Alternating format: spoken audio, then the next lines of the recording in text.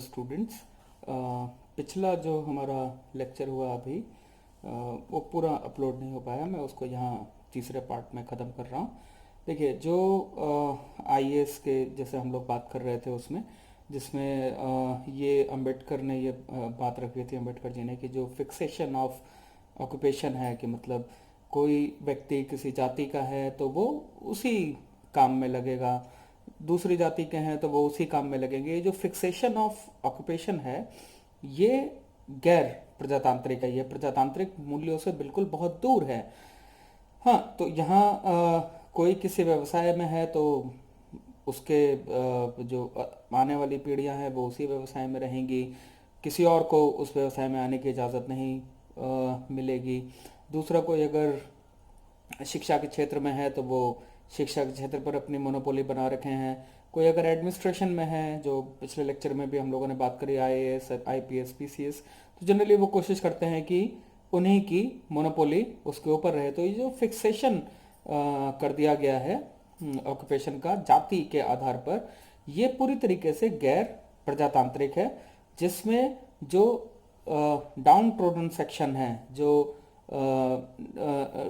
दलित समुदाय के व्यक्ति हैं, वो कभी भी अपना, एक तरीके से कहा जाए कि इस ऑक्यूपेशन में अपना एक जगह बनाने में उनको संघर्ष करना पड़ता है, या वो अपनी जगह बना ही नहीं पाते हैं, क्योंकि इन सब ऑक्यूपेशन के ऊपर ऊंची जातियों का कब्जा मौजूद है। तो जब तक ये स्ट्रेटिफिकेशन जो है इसको रैशनलाइज नहीं किया जाता, ठीक है, जब तक एक सामाजिक कार्य के लिए या सामाजिक स्तर पर जो ऑक्यूपेशन है उसका पुनर्वितरण नहीं किया जाता है, राइट, तब तक समाज में प्रजातांत्रिक मूल्य स्थापित नहीं हो पाएंगे। और जब तक समाज में प्रजातांत्रिक मूल्य स्थापित नहीं होंगे तब तक समाज राजनीतिक रूप से प्रजातांत्रिक समाज नहीं बन पाएगा। तो यहाँ पर अंबेडकर जो है वो सीधे सीधे बात कर रहे हैं कि जो दूसरा ये पॉइंट है इसमें, कि ऑक्यूपेशन जो है इसको रैशनलाइज करने की जरूरत है। ये जाति आधारित ना होकर इसको समानता पर आधारित किया जाना चाहिए, है ना, जिसमें लिबर्टी शामिल हो, इक्वालिटी शामिल हो, सोशल जस्टिस का सिद्धांत शामिल हो। तो ये सब चीजें जब किसी समाज में मौजूद रहेंगी तो वो समाज ऑटोमेटिकली एक राजनीतिक प्रजातंत्र की या मजबूत राजनीतिक प्रजातंत्र की स्थापना कर पाएगा। ये मुख्य रूप से अंबेडकर अपनी बातें यहाँ पर रख रहे हैं ना। अगला अगर पॉइंट देखा जाए तो अंबेडकर नेक्स्ट सब हेडिंग इसको कह लीजिए, उसमें ये बताना चाह रहे हैं कि आखिर जो स्वस्थ प्रजातंत्र है उस स्वस्थ प्रजातंत्र के लिए परिस्थितियां क्या हैं। तो स्वस्थ प्रजातंत्र की परिस्थितियां, ओके, उनमें सबसे पहला वो बता रहे हैं कि भाई पहली कंडीशन किसी भी सफल प्रजातंत्र की ये है कि वहां पर किसी भी तरीके की असमानता ना हो, किसी भी तरीके की अन्याय ना हो, किसी भी तरीके का स्वतंत्रता जो है उसको मिली हो ना मिली हो, ऐसा समाज नहीं होना चाहिए। और जहां पर जो समाज है वो दो वर्गों में ना बटा हो, जिनमें एक शोषित वर्ग है और दूसरा वो वर्ग है जो शोषण कर रहा है। अगर समाज ऐसा रहेगा, ठीक है, तो ये प्रजातंत्र की सफलता की निशानी नहीं है, ये प्रजातंत्र की विफलता की निशानी मानी जाएगी। ओके, तो क्या होना चाहिए फिर? होना चाहिए समानता का सिद्धांत लागू होना चाहिए, स्वतंत्रता सबको समान मिलनी चाहिए, अधिकार सबको मिलने चाहिए। उसके बाद आपका सामाजिक न्याय की जो संकल्पना है उसको पूरा करने के लिए सभी व्यक्ति आगे आने चाहिए, राज्य आगे आना चाहिए, समाज आगे आना चाहिए। जब ये चीजें अपनी जगह पर सुचारू रूप से चलेंगी तब हमें उम्मीद करनी चाहिए कि सामाजिक मूल्य जो हैं प्रजातंत्र के वो स्थापित हो रहे हैं। जैसे ही प्रजातंत्र समाज में स्थापित होगा मजबूती से, तब हम एक मजबूत लोकतांत्रिक या मजबूत राजनीतिक लोकतांत्रिक राज्य की तरफ बढ़ेंगे। ये पहली कंडीशन बताते हैं वो सक्सेसफुल डेमोक्रेसी की, एक सफल प्रजातंत्र की ना। दूसरी में वो ये कहते हैं कि जो विपक्ष होता है, विपक्ष का किसी भी सफल प्रजातंत्र में होना बहुत जरूरी होता है। क्यों? क्योंकि अगर विपक्ष प्रजातंत्र में नहीं होगा राजनीतिक रूप से, तो ऐसी सरकारें, हाँ, वो हठधर्मी को मानने वाली हो सकती हैं, निरंकुश हो सकती हैं, या उनकी जवाबदेही तय करने वाला कोई नहीं रहेगा इंस्टीट्यूशंस के अंदर, जैसे संसद हुआ या विधान पालिका या विधान परिषद, कहीं पर भी जहां उनकी मेजोरिटी है, विपक्ष अगर मजबूत नहीं होगा तो वो सरकारें, कोई भी सरकार हो, किसी भी देश की सरकार हो, वो सरकारें हमेशा इसी तरीके से व्यवहार करती हैं। तो वो लोकतंत्र में विपक्ष के मजबूत होने पर ज्यादा जोर देते हुए नजर आते हैं। और विपक्ष को के लिए एक प्रजातंत्र में उन्होंने बात कही कि भाई विपक्ष के पास वीटो पावर भी होनी चाहिए, कि अगर कोई अथॉरिटी या सरकार कोई ऐसा कानून लेकर आ रही है जो न्याय संगत नहीं है, या किसी के समानता के खिलाफ जा रहा है, या किसी के अधिकारों के खिलाफ जा रहा है, या फिर संविधान के किसी क्लॉज या पूरे संविधान के खिलाफ जा रहा है, तो ऐसी परिस्थिति में विपक्ष जो है अपनी उस वीटो पावर का यूज करे, विपक्ष अपनी विरोध करने की शक्ति का प्रयोग करे, और सरकार ऐसे किसी भी मसौदे को लेकर ना आ पाए जो गैर प्रजातांत्रिक हो, या किसी भी तरीके से नागरिक या समाज, है ना, इन सब के विरोध में या विरुद्ध जा रहा हो। तो एक स्वस्थ राजनीतिक प्रजातंत्र के लिए एक स्वस्थ और मजबूत विपक्ष का होना बहुत जरूरी है, ये मानते हैं। साथ ही साथ वो ये भी कहते हैं कि अगर किसी समाज में, अगर किसी राज्य में विपक्ष जो है वो मजबूत नहीं है, तो हमें यह मानना चाहिए कि वो समाज राजनीतिक प्रजातंत्र से दूर हो रहा है। राजनीतिक प्रजातंत्र से दूर हो रहा है का मतलब कि समाज की दिशा कहीं ना कहीं एक ही तरफ सोच रही है। जब वो समाज एक ही तरफ सोचने में लग जाएगा, तो प्रजातंत्र का मतलब ही है कि हम सबके पास डिफरेंट ओपिनियंस होते हैं, डिफरेंट आइडियाज होते हैं।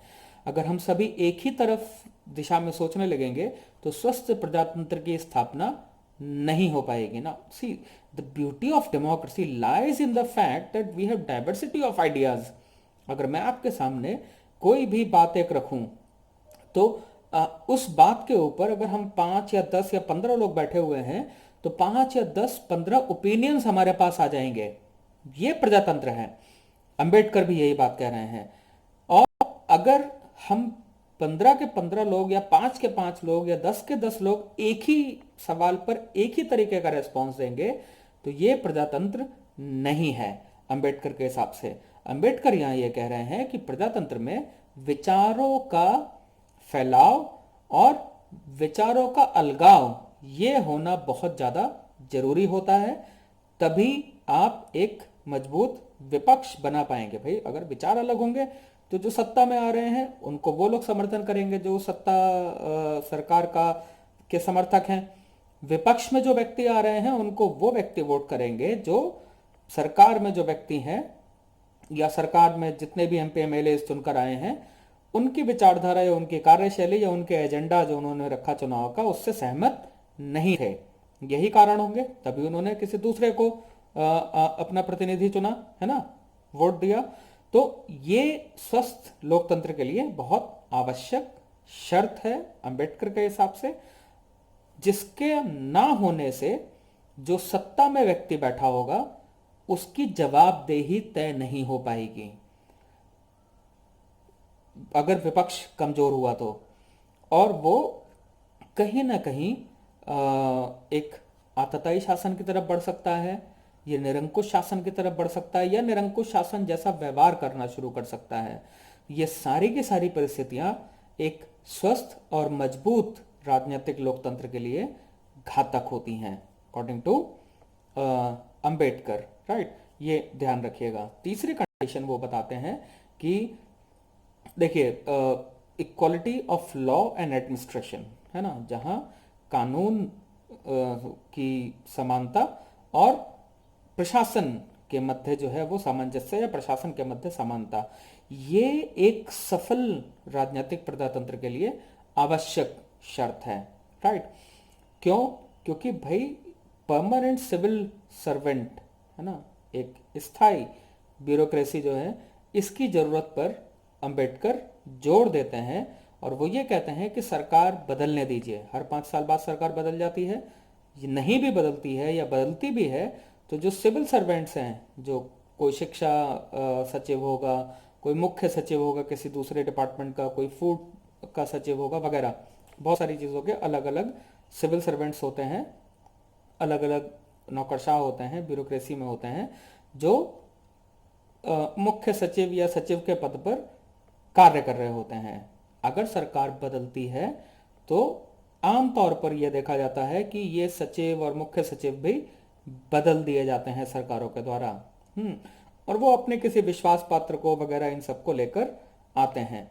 अंबेडकर यहाँ ब्यूरोक्रेसी का जो परमानेंट नेचर है एक, उसकी वकालत करते हैं कि एक फिक्स टर्म के लिए हर सिविल सर्वेंट को इन पदों पर नियुक्ति दी जानी चाहिए। सरकार आती हैं, जाती हैं, आए और जाएं, सॉरी, उनका जो पद है वो पद छुआ नहीं जाना चाहिए जब तक वो अपने पद पर बने हुए हैं।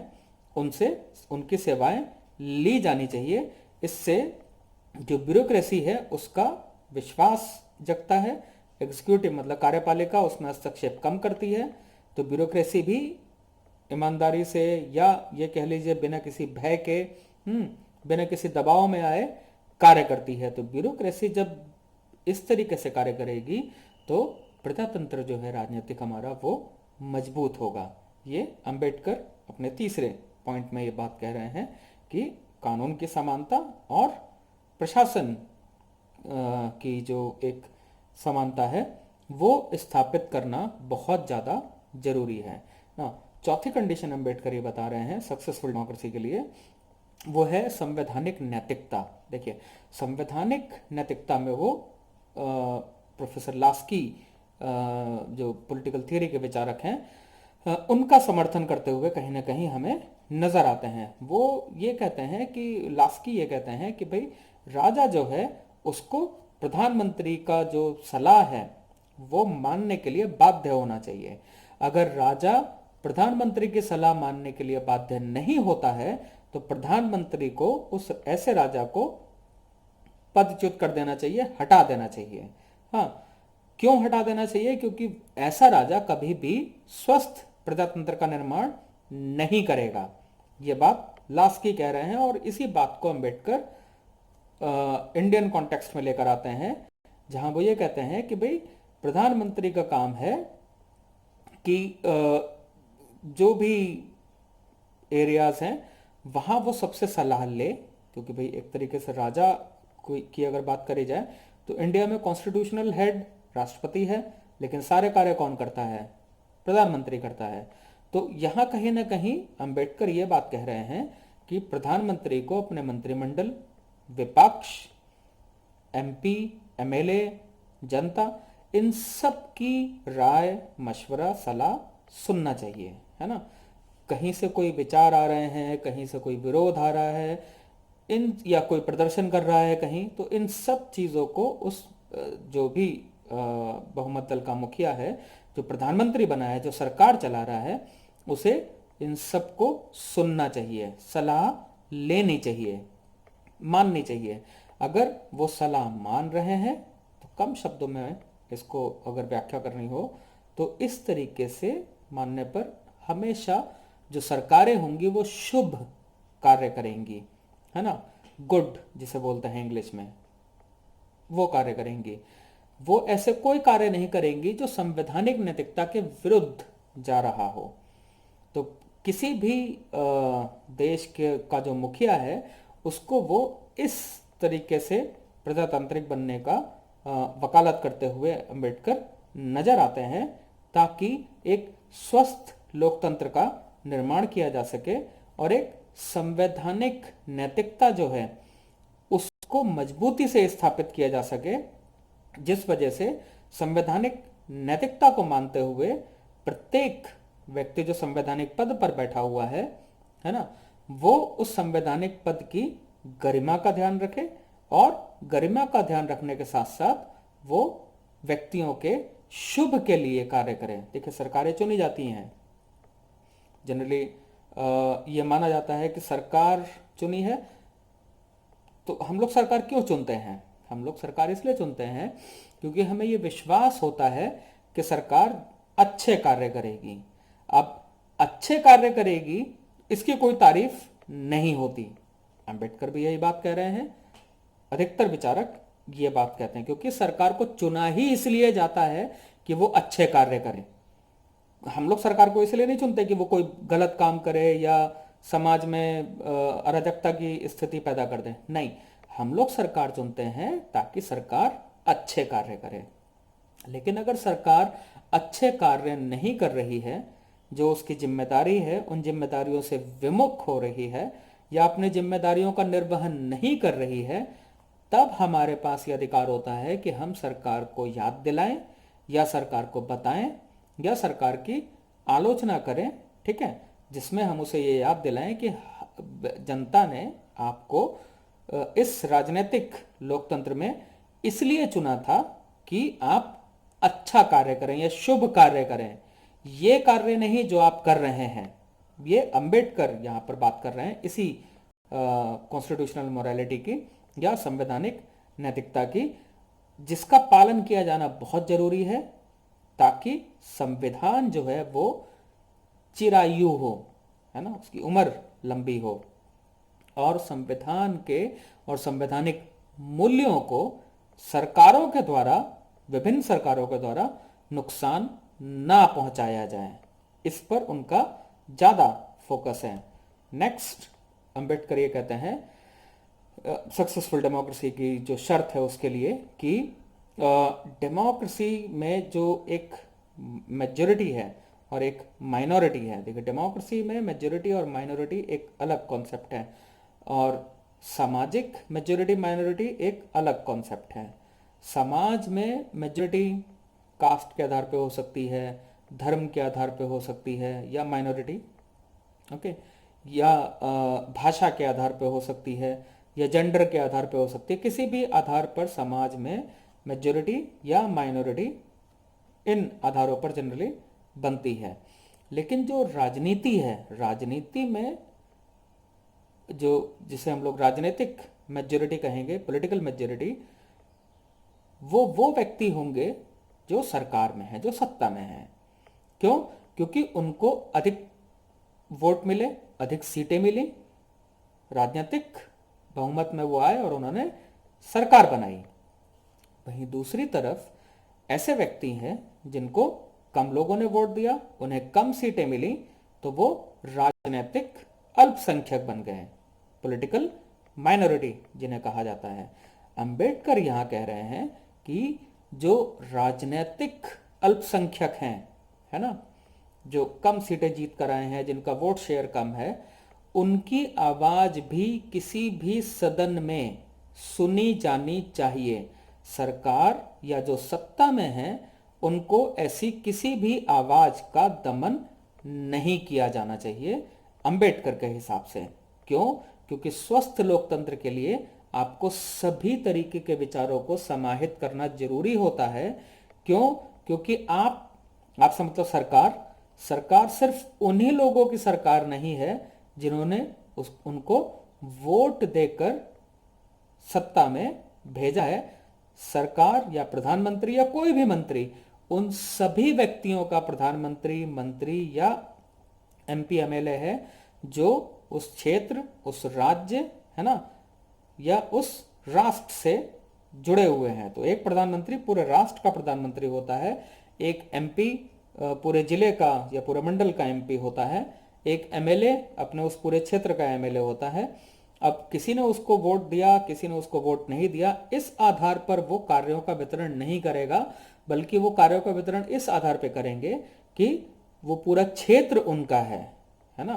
तो यहाँ पर इसीलिए जो वॉइस ऑफ माइनॉरिटी है इसका सुना जाना बहुत ज़रूरी है स्वस्थ लोकतंत्र के लिए। अगर ये नहीं सुना जाएगा तो ये माना जाना चाहिए कि सरकार अपना एक तरीके से निरंकुश शासन चला रही है, जो राजनीतिक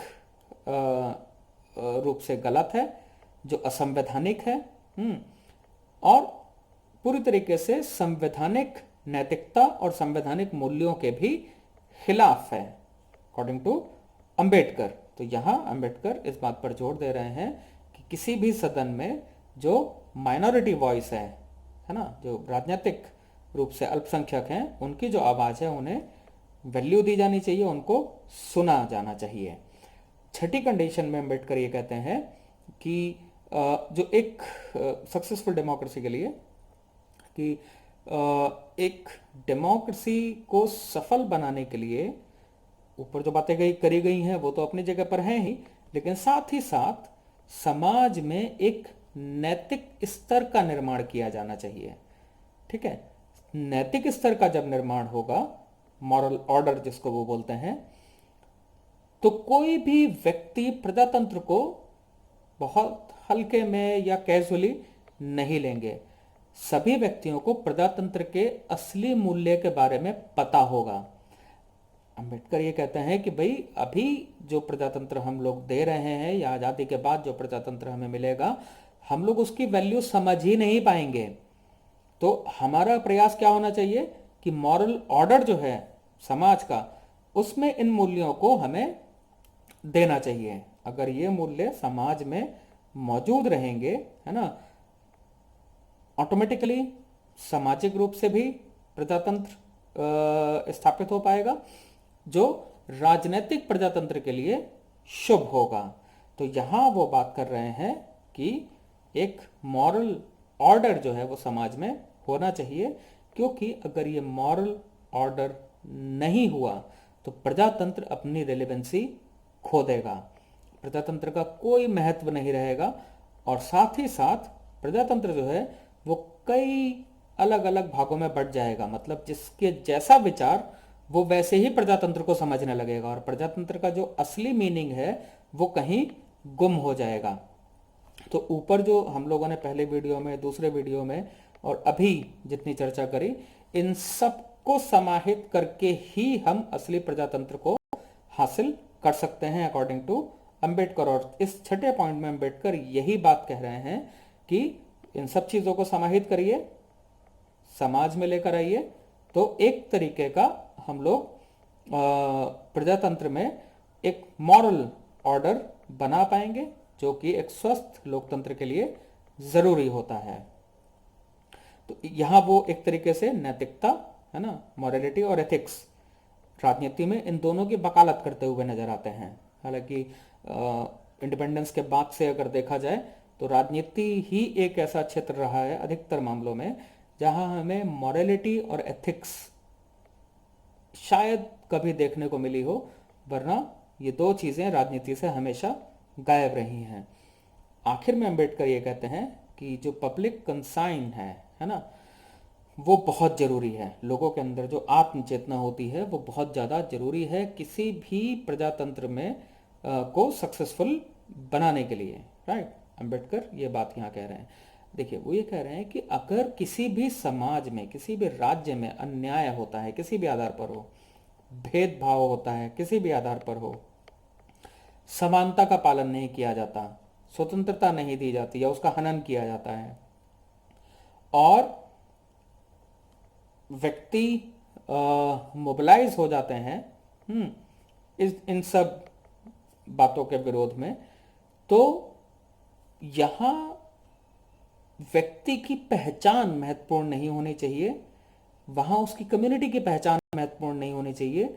वहां यह देखा जाना चाहिए कि व्यक्ति जो है वो किसी बात का विरोध कर रहे हैं या कोई समुदाय किसी बात का विरोध कर रहे हैं और उनको सुना जाना चाहिए। इसका मतलब ये हुआ कि आप किसी व्यक्ति को चिन्हित नहीं करेंगे, सभी नागरिक हैं और समाज में रह रहे हैं, राज्य का हिस्सा हैं, तो चिन्हित नहीं करना है आपको। आपको क्या करना है कि उन व्यक्तियों का विरोध किस आधार पर है उसे नोटिस करना है। तो कहीं ना कहीं इनजस्टिस हो रही है उनके साथ, तभी उन्होंने आवाज उठाई है। ओके, ये जो पब्लिक कॉन्साइन है, अंबेडकर ये कहते हैं कि ये बायस्ड नहीं होना चाहिए। अगर ये बायस्ड होगा तो हमेशा गलत बातों पर आवाज उठाएगा, और अगर ये ऊपर बताई हुई सारी बातें और हमारे दो पिछले लेक्चर उन पर आधारित होगा, जो कॉन्स्टिट्यूशनल मोरालिटी, सामाजिक मूल्य, राजनीतिक मूल्य है ना, आर्थिक प्रजातंत्र, सामाजिक प्रजातंत्र, राजनीतिक प्रजातंत्र, इन सबको जब व्यक्ति समझ जाएंगे तो व्यक्ति कभी भी बायस्ड नहीं होंगे, है ना, किसी एक या दो मुद्दों को लेकर। तो व्यक्ति का विरोध जब कभी भी होगा वो हमेशा संवैधानिक विरोध होगा और तार्किक विरोध होगा, जो हमारे राजनीतिक जीवन से जुड़ा होगा। अब ये जरूरी नहीं है कि जिसके साथ विरोध हो रहा है, जिसके साथ कुछ गलत हो रहा है, इनजस्टिस हो रही है, वही विरोध करने आए। यहां अम्बेडकर ये कह रहे हैं कि अगर किसी व्यक्ति के साथ या समुदाय के साथ कुछ गलत होता है या उसका साथ कुछ अन्याय होता है, तो कोई भी व्यक्ति विरोध करेंगे, कर सकते हैं, नंबर वन। नंबर टू, अगर वो व्यक्ति या समुदाय विरोध करने आ रहे हैं तो सब एक पब्लिक कंसाइन निकल कर आता है यहाँ पर, जिसमें सभी व्यक्ति इस बात को लेकर सहमत होते हैं कि हाँ भाई ये कुछ ऐसा है जो इस समुदाय या इस व्यक्ति के साथ गलत हुआ है। तो एक चेतना जो जागृत होती है, उस चेतना से सभी व्यक्ति एक साथ खड़े हुए नजर आते हैं, जो स्वस्थ प्रजातंत्र के लिए जरूरी होता है कि लोग एक तरीके से बातों को समझें। अगर किसी के साथ अन्याय हो रहा है या उसको इक्वालिटी से डिनाई किया जा रहा है या लिबर्टी नहीं मिल रही उसको, है ना, या सामाजिक न्याय की अवधारणा से दूर रखा जा रहा है, and so on and so fourth. तो अंबेडकर यहाँ इस चीज का पक्ष लेते हुए नजर आते हैं। लास्ट हम लोग चीज डिस्कस करते हैं, जिसमें अंबेडकर ये बता रहे हैं कि ऐसे कौन से तत्व हैं जो एक सफल प्रजातंत्र को बनाए रखने के लिए जरूरी हैं। सबसे पहला वो बात कर रहे हैं संवैधानिक तरीकों की। देखिए, अंबेडकर ये कह रहे हैं कि सोशल और इकोनॉमिक, सामाजिक और आर्थिक जो भी ऑब्जेक्टिव हैं, समाज के हों या व्यक्ति के हों, तो इन सब उद्देश्यों को पूरा करने के लिए हमें सिर्फ संवैधानिक जो रास्ते हैं उन्हीं संवैधानिक रास्तों पर चलना चाहिए, है ना। संवैधानिक तरीकों से हमें ये सामाजिक और आर्थिक जो हमारे उद्देश्य हैं उनको पूरा करना चाहिए। इसका क्या मतलब है कि अपनी किसी मांग को मनवाने के लिए या सामाजिक और आर्थिक जो तरीके हैं उनको अपनाने के लिए किसी भी व्यक्ति को क्रांति का सहारा या हिंसा या हिंसक क्रांति का सहारा नहीं लेना चाहिए, बल्कि उसे संवैधानिक जो रास्ते हैं जो संविधान में बताए गए हैं उन संवैधानिक रास्तों पर चलकर अपनी इन मांगों को रखना चाहिए, अंबेडकर ये कहते हैं। साथ ही साथ अंबेडकर सिविल डिसोबीडियंस, है ना, सविनय अवज्ञा, असहयोग, नॉन कोऑपरेशन और सत्याग्रह, इनका भी विरोध करते हुए नजर आते हैं कि भाई व्यक्तियों को इनका भी सहारा नहीं लिया जाना चाहिए।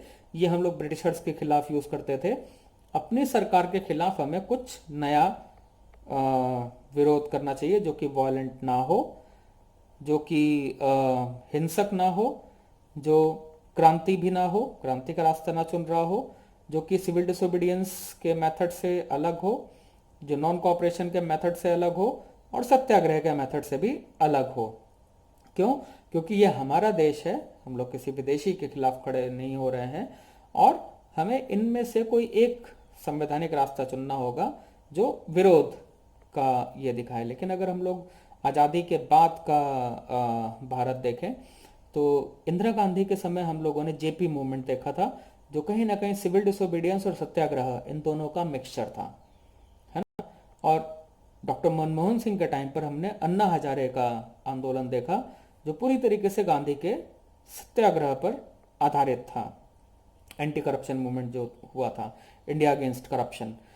तो ये दो चीजें तो जरूरी एक तरीके से निकल कर आ रही हैं कि अगर सरकार नहीं सुनेगी, या सरकार में करप्शन बढ़ जाएगा, या सरकार अगर आतताई बनेगी, तो जनता के पास सभी ने अवज्ञा करने का अधिकार होना चाहिए और जनता के पास सत्याग्रह करने का अधिकार होना चाहिए, बशर्ते कि वो वायलेंट ना हो, देश विरोधी ना हो। यहाँ अंबेडकर को लाया जा सकता है ना। तो ये कुल मिलाकर संवैधानिक मेथड का ये पहला भाग अंबेडकर बता रहे हैं।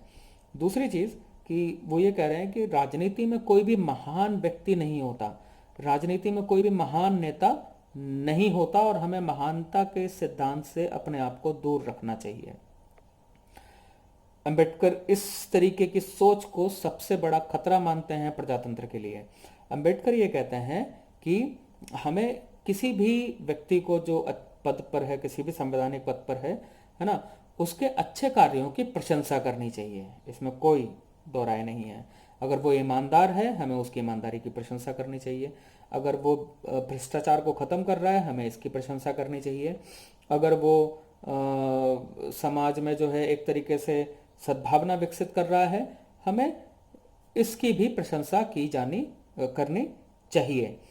लेकिन प्रशंसा करने का मतलब ये नहीं होता कि हम उसके सामने अपना शीश जो है वो झुका दें पूरी तरीके से। अंबेडकर ये बात कह रहे हैं, अंबेडकर ये कह रहे हैं कि धार्मिक आधार पर जो भक्ति है वो आस्था आधारित होती है, उसका एक अलग पहलू है। लेकिन राजनीतिक भक्ति किसी भी दल के नेता के लिए, है ना, वो कभी भी रहा हो, किसी भी देश में रहा हो, ये बहुत घातक होती है। तो भक्ति धर्म में बहुत जरूरी है और राजनीति में भक्ति होनी ही नहीं चाहिए। तब जाकर हम एक ऐसी कंडीशन बना पाएंगे जहां एक स्वस्थ प्रजातंत्र होगा। क्यों? क्योंकि हमने जिस व्यक्ति को चुनकर भेजा है, हमने उस व्यक्ति को चुनकर इसलिए भेजा है कि वो भ्रष्टाचार खत्म करे, रोजगार के अवसर लोगों को मुहैया कराए, वो करप्शन खत्म करे, है ना, ईमानदारी से काम करे, विकास करे देश का, है ना, and so on and so fourth. शिक्षा सबको मिले, स्वास्थ्य पर ध्यान दे। ये सारी चीजें अगर वो कर रहे हैं, हमें उनकी प्रशंसा करनी चाहिए, लेकिन भक्ति नहीं राजनीति में। ये साफ साफ अंबेडकर इस चीज की बात कर रहे हैं कि पूरे विश्व में हीरो वर्शिप हो कहीं पर भी, या भक्ति हो, ये राजनीतिक लोकतंत्र के लिए बहुत बड़ा खतरा होता है। Last, if I am not wrong, point पर अंबेडकर ये कहते हैं कि पॉलिटिकल डेमोक्रेसी और सोशल डेमोक्रेसी, है ना, ये दोनों किस तरीके से जुड़े। देखिए, अंबेडकर यहाँ ये सजेस्ट कर रहे हैं कि सिर्फ पॉलिटिकल डेमोक्रेसी आने का मतलब ये नहीं होता कि हम लोग एक प्रजातांत्रिक राज्य हैं। हमारे देश में पॉलिटिकल डेमोक्रेसी है, हम लोग सबसे मजबूत लोकतंत्र, सबसे बड़े लोकतंत्र माने जाते हैं। मजबूत अमेरिकन डेमोक्रेसी है, हम लोग सबसे बड़े लोकतंत्र माने जाते हैं। तो सबसे बड़े लोकतंत्र का मतलब ये बिल्कुल नहीं होता कि हम सबसे मजबूत लोकतंत्र भी हैं, ये ध्यान रखिए। और अंबेडकर यहाँ ये कह रहे हैं कि हमें मजबूत राजनीतिक लोकतंत्र बनने के लिए जो हमारा सामाजिक ताना बाना है, जो हमारी सामाजिक संरचनाएं हैं, या जो हमारे सामाजिक मूल्य हैं, है ना, या जो हमारे सामाजिक, जिसे कम शब्दों में कहा जाए प्रजातंत्र है, उस सामाजिक प्रजातंत्र का या सामाजिक मूल्यों का मजबूत होना बहुत जरूरी है। तब हम राजनीतिक रूप से अपने आप को एक मजबूत लोकतंत्र घोषित कर पाएंगे। अब सामाजिक लोकतंत्र का यहाँ क्या मतलब है? तो एक ऐसा लोकतंत्र जहां पर सबको समान रूप से स्वतंत्रता मिली हो, समानता मिली हो, अधिकार मिले हों, जिनके कुछ कर्तव्य हो और सभी व्यक्ति अपने कर्तव्यों का पालन कर रहे हों, सामाजिक न्याय की अवधारणा का विकास हो रहा हो, साथ ही साथ जो प्रजातांत्रिक मूल्य हैं वो प्रजातांत्रिक मूल्य सभी व्यक्तियों के पास समान रूप से हो, सभी व्यक्ति तार्किक हों और सभी व्यक्तियों के अंदर एक भाईचारा हो बिना किसी ऊंच नीच की भावना के। तो अगर ये सिद्धांत किसी समाज में रहेंगे तो वो समाज सामाजिक लोकतंत्र की श्रेणी में आएगा।